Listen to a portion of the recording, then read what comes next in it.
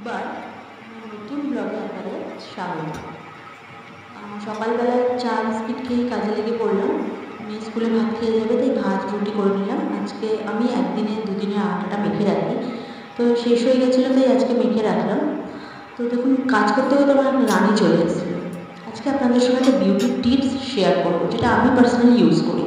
যে তাওয়ায় আমরা রুটি করি, সেই তাওয়াতে রান্নার হলুদের গুঁড়ো তাওয়াটা গরম করে তার উপরে ভেজে নিতে হবে শুকনো খোলায়।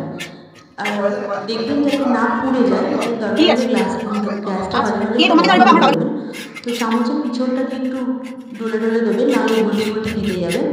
তো ওটাকে যতক্ষণ কফির মতন কালার না হবে ততক্ষণ এরকম করে আপনাদের করে দিতে হবে।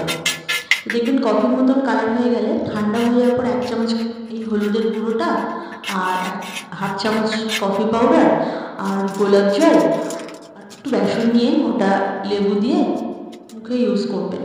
সপ্তাহে 2 দিন ইউজ করবেন। স্ক্রাবারের কাজ করবে, প্লাস অ্যান্টিসেপটিক আছে। তো আপনারা 2 দিন ইউজ করার পর নিজেরাই দেখবেন স্কিনের একটা গ্লো ফিরে আসে। আমি এটা ইউজ করি, দেখুন এরকম হবে মিশ্রণটা।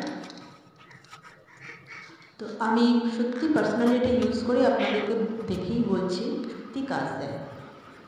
দেখুন, আজকের মতন বিদায়। কালকে আর একটা নতুন কিছু টপিক নিয়ে আসবো।